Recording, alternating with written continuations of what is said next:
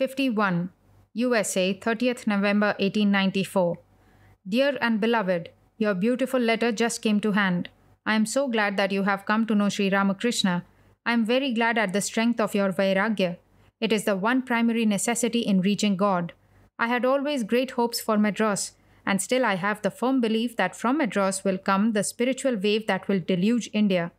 I can only say Godspeed to your good intentions, but here, my son, are the difficulties.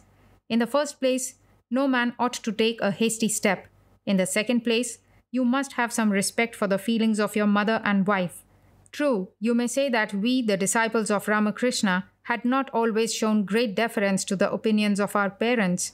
I know, and know for sure, that great things are done only by great sacrifices. I know for certain that India requires the sacrifice of her highest and best, and I sincerely hope that it will be your good fortune to be one of them. Throughout the history of the world, you find great men make great sacrifices and the mass of mankind enjoy the benefit. If you want to give up everything for your own salvation, it is nothing. Do you want to forego even your own salvation for the good of the world? You are God, think of that. My advice to you is to live the life of a brahmacharin, that is, giving up all sexual enjoyments for a certain time, live in the house of your father. This is the Kutichaka stage. Try to bring your wife to consent to your great sacrifice for the good of the world, and if you have burning faith and all-conquering love and almighty purity, I do not doubt that you will shortly succeed. Give yourself body and soul to the work of spreading the teachings of Sri Ramakrishna. For work, karma is the first stage. Study Sanskrit diligently as well as practice devotion, for you are to be a great teacher of mankind, and my Guru Maharaj used to say, a penknife is sufficient to commit suicide with, but to kill others one requires guns and swords. And in the fullness of time it will be given unto you when to go forth out of the world and preach his sacred name. Your determination is holy and good. Godspeed to you, but do not take any hasty step. First purify yourself by work and devotion. India has suffered long. The religion eternal has suffered long, but the Lord is merciful. Once more he has come to help his children. Once more the opportunity is given to rise to fallen India. India can only rise by sitting at the feet of Sri Ramakrishna. His life and his teachings are to be spread far and wide, are to be made to penetrate every pore of Hindu society. Who will do it? Who are to take up the flag of Ramakrishna and march for the salvation of the world? Who are to stem the tide of degeneration at the sacrifice of name and fame, wealth and enjoyment, nay, of every hope of this or other worlds? A few young men have jumped in the breach, have sacrificed themselves. They are a few. We want a few thousands of such as they, and they will come. I am glad that our Lord has put it in your mind to be one of them. Glory unto him on whom falls the Lord's choice. Your determination is good. Your hopes are high. Your aim is the noblest in the world, to bring millions sunk in darkness to the light of the Lord. But my son, here are the drawbacks. Nothing shall be done in haste. Purity, patience, and perseverance are the three essentials to success, and above all, love. All time is yours. There is no indecent haste. Everything will come right if you are pure and sincere. We want hundreds like you bursting upon society and bringing new life and vigor of the spirit wherever they go. Godspeed to you. Yours with all blessings, Vivekananda. 52. Care of G. W. Hale Esquire, Chicago, USA. Dear Govinda Sahai, do you keep any correspondence with my Guru Bhais of Calcutta? Are you progressing morally, spiritually, and in your worldly affairs? Perhaps you have heard how for more than a year I have been preaching Hindu religion in America. I am doing very well here. Write to me as soon as you can and as often as you like. Yours with love, Vivekananda. 53. USA, 1894. Dear Govinda Sahai, honesty is the best policy, and a virtuous man must gain in the end. You must always bear in mind, my son, that however busy or however distant, or living with men however high in position I may be, I am always praying, blessing, and remembering every one of my friends, even the humblest. Yours with blessings, Vivekananda. 54. Care of George W. Hale, Esquire, 541 Dearborn Avenue, Chicago, beginning of 1894. My dear, very glad to receive your letter. I am very sorry to hear of Mazumdar's doings. One always behaves thus in trying to push oneself before all others. I'm not much to blame. M came here 10 years ago and got much reputation and honor. Now I am in flying colors. Such is the will of the Guru. What shall I do? It is childishness on M's part to be annoyed at this. Never mind. Upekshitavyam tadvachanam bhavat sadrishanam mahatmanam. Api kitadam shana bhiruka vayam Ramakrishna tanayas tadahridaya rudhira poshitaha. Aloka samanya machintya hetukam nindanti mandascharitam mahatmanam. Ityadini samsmritya kshantavyoyam jalmaha. Great men like you should pay no heed to what he says.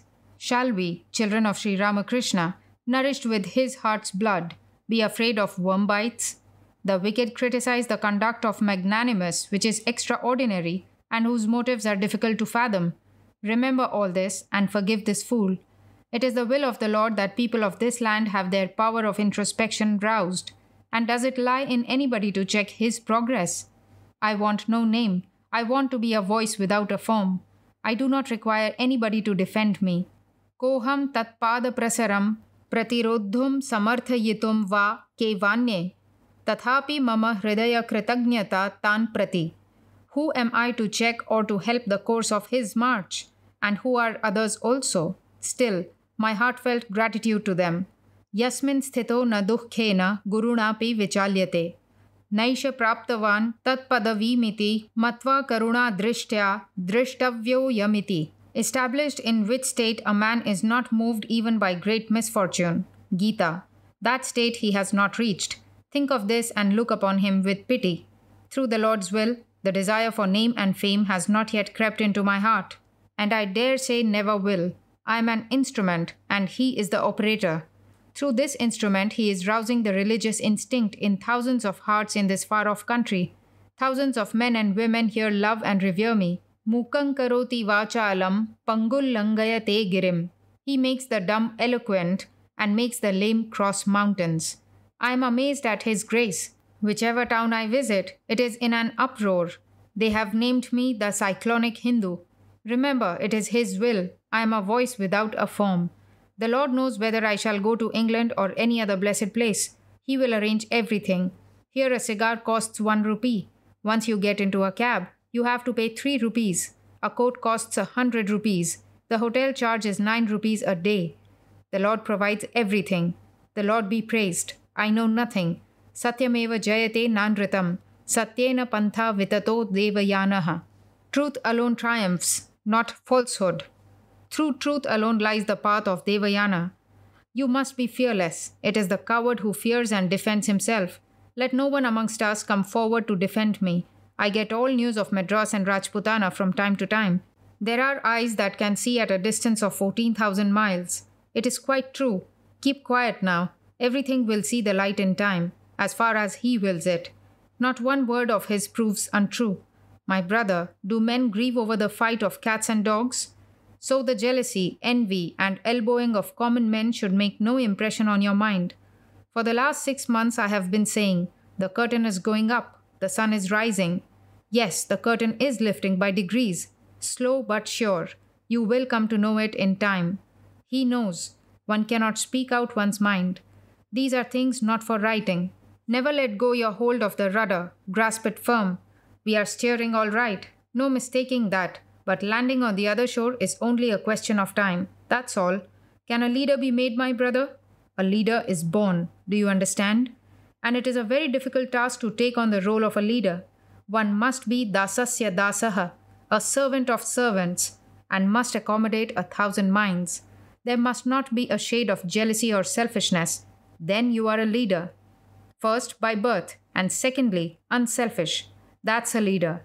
Everything is going all right. Everything will come round. He casts the net all right, and winds it up likewise. Vayamanusa Ramaha, Vayamanusa Ramaha, Pritihi Parasadhanam. Ours is but to follow. Love is the best instrument. Love conquers in the long run. It won't do to become impatient. Wait, wait. Patience is bound to give success. I tell you, brother, let everything go on as it is. Only take care that no form becomes necessary. Unity in variety. See that universality be not hampered in the least. Everything must be sacrificed if necessary for that one sentiment, universality. Whether I live or die, whether I go back to India or not, remember this specially, that universality. Perfect acceptance, not tolerance only. We preach and perform. Take care how you trample on the least rights of others. Many a huge ship has foundered in that whirlpool. Remember, perfect devotion minus its bigotry. This is what we have got to show. Through His grace, everything will go all right. Everybody wants to be a leader, but it is the failure to grasp that he is born that causes all this mischief. Our matrons are all hale and hearty, I hope. Where is Gaurma? We want 1,000 such mothers with that noble stirring spirit. We want all. It is not at all necessary that all should have the same faith in our Lord as we have, but we want to unite all the powers of goodness against all the powers of evil. A besetting sin with sannyasins is the taking pride in their monastic order. That may have its utility during the first stages, but when they are full grown, they need it no more. One must make no distinction between householders and sannyasins. Then only one is a true sannyasin. A movement which 6 penniless boys set on foot and which now bids fair to progress in such an accelerated motion, is it a humbug or the Lord's will? If it is, then let all give up party spirit and jealousy and unite in action. A universal religion cannot be set up through party faction. If all understand one day for 1 minute that one cannot become great by the mere wish, that he only rises whom he raises, and he falls whom he brings down, then all trouble is at an end. But there is that egotism, hollow in itself, and without the power to move a finger. How ludicrous of it to say, I won't let anyone rise. That jealousy, that absence of conjoint action is the very nature of enslaved nations. But we must try to shake it off. The terrible jealousy is characteristic of us. You will be convinced of this if you visit some other countries. Our fellows in this respect are the enfranchised Negroes of this country. If but one amongst them rises to greatness, all the others would at once set themselves against him and try to level him down by making a common cause with the whites. At any cost, any price, any sacrifice, we must never allow that to creep in among ourselves. Whether we be 10 or 2, do not care, but those few must be perfect characters. It is not good to ask of one's father if the Lord keeps his promise to look after his devotees. And the Lord will do so. Get your minds easy on that score. We must spread his name in Rajputana, Punjab, UP, Madras, and such other provinces. Yes, in Rajputana, where still there are people who can say, such has ever been the custom with Raghu's line, that they keep their word even at the cost of life. A bird in the course of its flight reaches a spot whence it looks on the ground below with supreme calmness. Have you reached that spot? He who has not reached there has no right to teach others. Relax your limbs and float with the current, and you are sure to reach your destination. Cold is making itself scarce by degrees, and I have been almost through the winter. Here in winter the whole body becomes charged with electricity. In shaking hands one feels a shock, accompanied by a sound. You can light the gas with your finger. And about the cold I have written to you already. I am coursing through the length and breadth of the country, but Chicago is my monastery, where I always return after my wanderings. I am now making for the east. He knows where the bark will reach the shore. Has Dashu the same sort of love for you? Does he see you frequently? How is Bhavanath, and what is he doing? Do you visit him and look upon him with an eye of regard? Yes, brother, the distinction between sannyasin and layman is a fiction. Mukam karoti vachalam, etc. He makes the dumb fluent, etc. My friend, it is difficult to judge what is in a particular individual. Sri Ramakrishna has spoken highly of him, and he deserves our respect. Fie upon you if you have no faith even after so much experience. Does he love you? Please convey to him my hearty love and esteem. My love to Kali Krishna Babu. He is a very noble soul. How is Ramlal? He has got a little faith and devotion. My love and greetings to him. Sanyal is moving all right with the mill, I suppose. Ask him to have patience, and the mill will go on all right. My heart's love to all. Ever yours in love, Vivekananda. 55. Salutation to Bhagwan Ramakrishna. March or April 1894. My dear Akhandananda, I am very glad to receive your letter. It is a great pleasure to me to learn that you have regained your health to a great extent by your stay at Khetri. Brother Tarak Shivananda has done a good deal of work in Madras. Very agreeable news indeed. I heard much praise of him from the people of Madras. Try to develop spirituality and philanthropy amongst the Thakurs in the different places of Rajputana.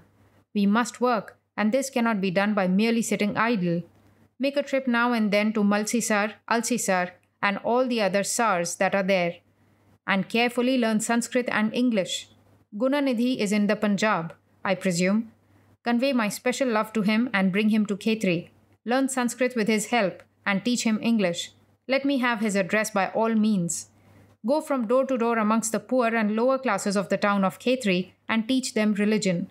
Also, let them have oral lessons on geography and such other subjects. No good will come of sitting idle and having princely dishes and saying Ramakrishna, O Lord, unless you can do some good to the poor. Go to other villages from time to time and teach the people the arts of life as well as religion. Work, worship, and jnana, knowledge. First work, and your mind will be purified. Otherwise, everything will be fruitless, like pouring oblations on a pile of ashes instead of in the sacred fire. When Gunanidhi comes, move from door to door of the poor and the destitute in every village of Rajputana. If people object to the kind of food you take, give it up immediately. It is preferable to live on grass for the sake of doing good to others. The Gerua robe is not for enjoyment. It is the banner of heroic work. You must give your body, mind, and speech to the welfare of the world. You have read, Matra Devo Bhava, Pitra Devo Bhava. Look upon your mother as God, look upon your father as God. But I say, Daridra Devo Bhava, Murkha Devo Bhava. The poor, the illiterate, the ignorant, the afflicted. Let these be your God. Know that service to these alone is the highest religion. Ever yours, with blessings. Vivekananda. 56. Salutation to Bhagavan Ramakrishna. Summer 1894. Dear and beloved, your letter gives me all the news over there. I am grieved to hear of the bereavement Balaram Babu's wife has sustained. Such is the Lord's will. This is a place for action, not enjoyment, and everyone will go home when his task is done, some earlier and some later, that is all. Fakir has gone. Well, such is the will of the Lord. It is a welcome news that Sri Ramakrishna's festival has come off with great eclat. The more his name is spread, the better it is. But there is one thing to know. Great sages come with special messages for the world, and not for name. But their followers throw their teachings overboard and fight over their names. This is verily the history of the world. I do not take into any consideration whether people accept his name or not, but I am ready to lay down my life to help his teachings, his life, and his message spread all over the world. What I am most afraid of is the worship room. It is not bad in itself, but there is a tendency in some to make this all in all and set up that old-fashioned nonsense over again. This is what makes me nervous. I know why they busy themselves with these old effete ceremonials. Their spirit craves for work, but having no outlet, they waste their energy in ringing bells and all that. I am giving you a new idea. If you can work it out, then I shall know you are men and will be of service. Make an organized plan. A few cameras, some maps, globes, and some chemicals, etc. are needed. The next thing you want is a big hut. Then you must get together a number of poor indigent folk. Having done all this, show them pictures to teach them astronomy, geography, etc. and preach Sri Ramakrishna to them. Try to have their eyes opened as to what has taken place or is taking place in different countries, what this world is like, and so forth. You have got lots of poor and ignorant folk there. Go to their cottages from door to door, in the evening, at noon, any time, and open their eyes. Books, etc. won't do. Give them oral teaching. Then slowly extend your centers. Can you do all this? Or only bell ringing? I have heard everything about Brother Tarak from Madras. They are highly pleased with him. Dear Brother Tarak, if you go to Madras and live there for some time, a lot of work will be done. But before you go, start this work there first. Can't the lady devotees convert some widows into disciples? And can't you put a bit of learning into their heads? And can't you then send them out to preach Sri Ramakrishna from door to door and impart education along with it? Come, apply yourselves heart and soul to it. The day of gossip and ceremonials is gone, my boy. You must work now. Now, let me see how far a Bengali's religion will go. Niranjan writes that Latu, Adbhutananda wants some warm clothing. The people here import winter clothing from Europe and India. You will get a woolen wrap in Calcutta at 1/4 of the price at which I might buy it here. I don't know when I shall go to Europe. Everything is uncertain with me. I am getting on somehow in this country, that is all. This is a very funny country. It is now summer. This morning it was as hot as April in Bengal, but now it is as cold as February at Allahabad. So much fluctuation within 4 hours. The hotels of this country beg a description. For instance, there is a hotel in New York where a room can be hired for up to Rs 5,000 a day, excluding boarding charges. Not even in Europe is there a country like this in point of luxury. It is indeed the richest country in the world, where money is drained off like water. I seldom live in hotels, but am mostly the guest of big people here. To them I am a widely known man. The whole country knows me now, so wherever I go, they receive me with open arms into their homes. Mr. Hale's home is my center in Chicago. I call his wife mother, and his daughters call me brother. I scarcely find a family so highly pure and kind. Or why should God shower his blessings on them in such abundance, my brother? Oh, how wonderfully kind they are! If they chance to learn that a poor man is in a strait as such and such a place, there they will go, ladies and gentlemen, to give him food and clothing and find him some job. And what do we do?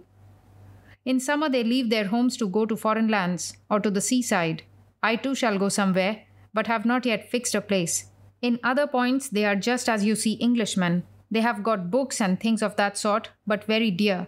You can have 5 times those things in Calcutta for the same price. In other words, these people will not let foreign goods be imported into the country. They set a heavy tax on them, and as a result, the market goes up enormously. Besides, they are not much in the way of manufacturing clothing, etc. They construct tools and machinery, and grow wheat, rice, cotton, etc., which are fairly cheap. By the by, nowadays we have plenty of hilsa fish here. Eat your fill, but everything digests. There are many kinds of fruits. Plantain, lemon, guava, apple, almond, raisin, and grape are in abundance. Besides, many other fruits come from California. There are plenty of pineapples, but there are no mangoes or lychees or things of that sort.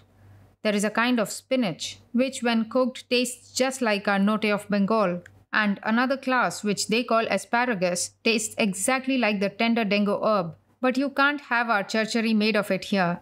There is no kalai or any other pulse. They do not even know of them. There is rice and bread and numerous varieties of fish and meat, of all descriptions. Their menu is like that of the French. There is your milk, rarely curd, but plenty of whey. Cream is an article of everyday use. In tea and coffee and everything there is that cream. Not the hardened crust of boiled milk, mind you. And there is your butter too, and ice water. No matter whether it is summer or winter, day or night, whether you have got a bad cold or fever, you have ice water in abundance. These are scientific people and laugh when they are told that ice water aggravates cold. The more you take, the better. And there is plenty of ice cream, of all sorts of shapes. I have seen the Niagara Falls 7 or 8 times. The Lord be praised. Very grand, no doubt, but not quite as you have heard them spoken of. One day in winter we had the Aurora Borealis. Only childish prattle. I have not much time to listen to that sort of thing in this life. It will be time enough to see if I can do that in the next. Yogin has completely rallied by this time, I hope. The vagabond spirit of Sarada, Trigunatita, is not yet at an end, I see. What is wanted is a power of organization. Do you understand me? Have any of you got that much brain in your head? If you do, let your mind work. Brother Tarak, Sharat, and Hari will be able to do it. Has got very little originality, but is a very good workman and persevering, which is an essential necessity. And Shashi, Ramakrishnananda, is executive to a degree. We want some disciples, fiery young men, do you see? Intelligent and brave, who dare to go to the jaws of death, and are ready to swim the ocean across. Do you follow me? We want hundreds like that, both men and women. Try your utmost for that end alone. Make converts right and left, and put them into our purity drilling machine. What made you communicate to the Indian Mirror that Paramahamsa Deva used to call Narendra such and such, and all sorts of nonsense? As if he had nothing else to do but that. Only thought-reading and nonsensical mystery-mongering. It is excellent that Sanyal is visiting you often. Do you write letters to Gupta? Convey to him my love, and take kind care of him. Everything will come right by degrees. I don't find much time to write heaps of letters. As for lectures and so forth, I don't prepare them beforehand. Only one I wrote out, which you have printed. The rest I deliver offhand, whatever comes to my lips. Gurudeva backs me up. I have nothing to do with pen and paper. Once at Detroit, I held forth for 3 hours at a stretch. Sometimes I myself wonder at my own achievement. To think that there was such stuff in this pate. They ask me here to write a book. Well, I think I must do something that way this time. But that's the botheration. Who will take the trouble of putting things in black and white and all that? We must electrify society. Electrify the world. Idle gossip and barren ceremonials won't do. Ceremonials are meant for householders. Your work is the distribution and propagation of thought currents. If you can do that, then it is all right. Let character be formed and then I shall be in your midst. Do you see? We want 2,000 sannyasins, nay, 10 or even 20,000, men and women, both. What are our matrons doing? We want converts at any risk. Go and tell them, and try yourselves, heart and soul. Not householder disciples, mind you. We want sannyasins. Let each one of you have 100 heads tonsured. Young educated men, not fools. Then you are heroes. We must make a sensation. Give up your passive attitude. Gird your loins and stand up. Let me see you make some electric circuits between Calcutta and Madras. Start centers at places. Go on always making converts. Convert everyone into the monastic order, whoever seeks for it, irrespective of sex, and then I shall be in your midst. A huge spiritual tidal wave is coming. He who is low shall become noble, and he who is ignorant shall become the teacher of great scholars through his grace. Uttishtata jagrata prapya varanni bodhata. Arise, awake, and stop not till the goal is reached. Life is ever expanding. Contraction is death. The self-seeking man who is looking after his personal comforts and leading a lazy life, there is no room for him even in hell. He alone is a child of Sri Ramakrishna who is moved to pity for all creatures and exerts himself for them even at the risk of incurring personal damnation. Itare kripanaha. Others are vulgar people. Whoever at this great spiritual juncture will stand up with a courageous heart and go on spreading from door to door, from village to village, his message, is alone my brother and a son of his. This is the test. He who is Ramakrishna's child does not seek his personal good. Pranatya yepi parakalyana chikirshavah. They wish to do good to others even when at the point of death. Those that care for their personal comforts and seek a lazy life, who are ready to sacrifice all before their personal whims, are none of us. Let them pack off, while yet there is time. Propagate his character, his teaching, his religion. This is the only spiritual practice, the only worship.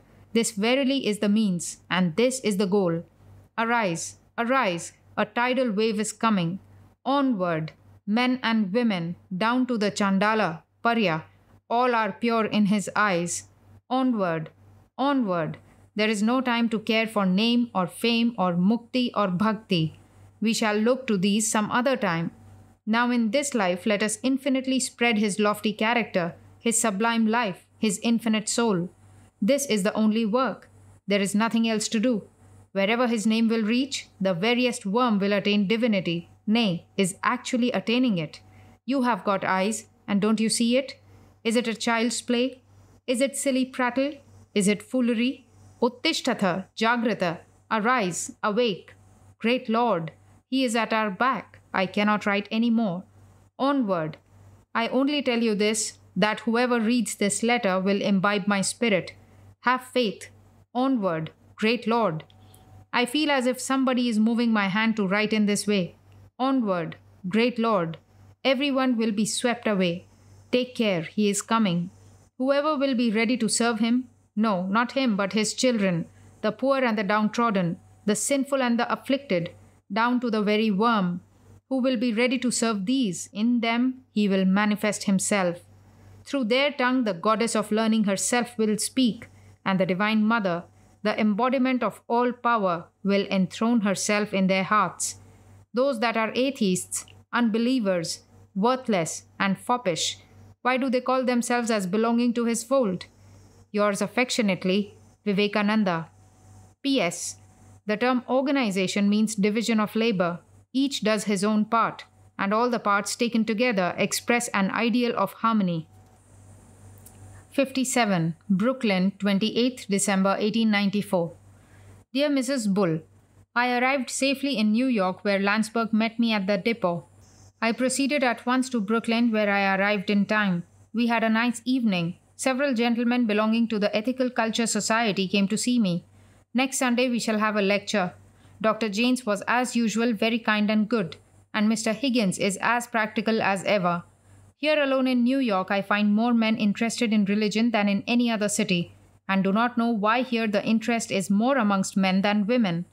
Herewith I send a copy of that pamphlet Mr. Higgins has published about me. Hope to send more in the future.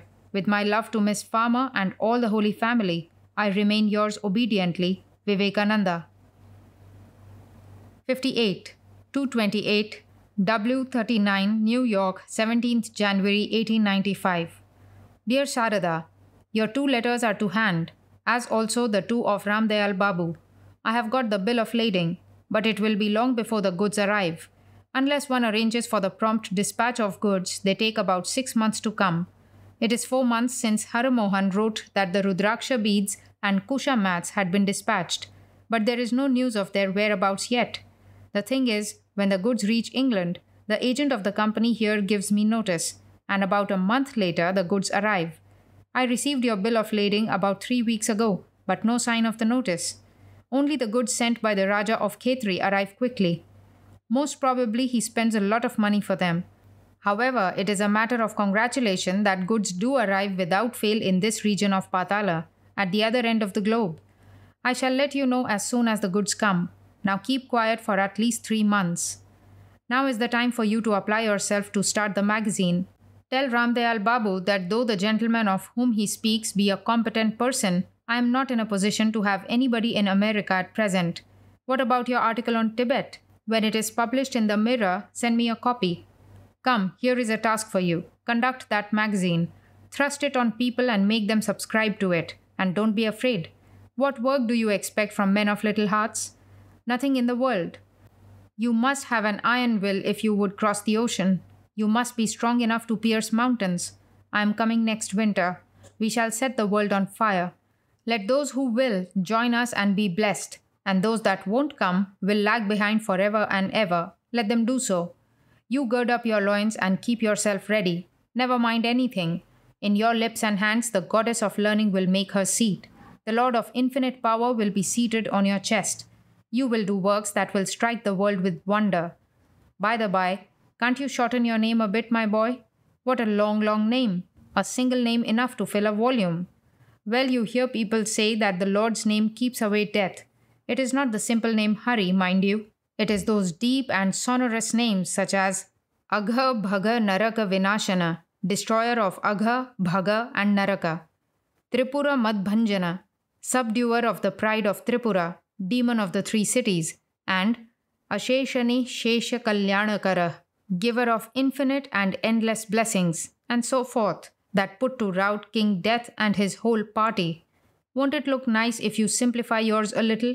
But if it is too late, I'm afraid, as it has already been abroad. But believe me, it is a world-entrancing, death-defying name that you have got. Yours affectionately, Vivekananda. P.S. Throw the whole of Bengal, and for the matter of that, the whole of India into convulsion. Start centers at different places. The Bhagavata has reached me. A very nice edition indeed, but people of this country have not the least inclination for studying Sanskrit. Hence there is very little hope for its sale. There may be a little in England, for there many are interested in the study of Sanskrit. Give my special thanks to the editor. I hope his noble attempt will meet with complete success. I shall try my best to push his book here. I have sent his prospectus to different places. Tell Ramdayal Babu that a flourishing trade can be set on foot with England and America in mung dal, arhar dal, etc. Dal soup will have a go if properly introduced. There will be a good demand for these things if they be sent from house to house, in small packets, with directions for cooking on them, and a depot started for storing a quantity of them. Similarly, buddies too will have a good market. We want an enterprising spirit. Nothing is done by leading idle lives. If anyone forms a company and exports Indian goods here and into England, it will be a good trade. But they are a lazy set, enamored of child marriage and nothing else. 59. 54 West, 33rd Street, New York, 9th February 1895. Dear Sanyal, Paramahamsa Deva was my guru, and whatever I may think of him in point of greatness, why should the world think like me? And if you press the point hard, you will spoil everything. The idea of worshipping the Guru as God is nowhere to be met with outside Bengal, for other people are not yet ready to take up that ideal. Many would fain associate my name with themselves. I belong to them. But when it comes to doing something I want, they are nowhere. So selfish is the whole world.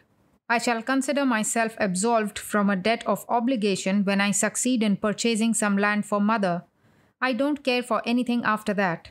In this dire winter, I have travelled across mountains and over snows at dead of night and collected a little fund, and I shall have peace of mind when a plot is secured for mother.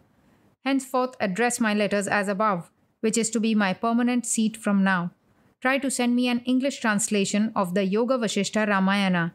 Don't forget those books I asked for before, which is Sanskrit Narada and Shandilya Sutras. Asha hi paramam dukham, nairashyam paramam sukham.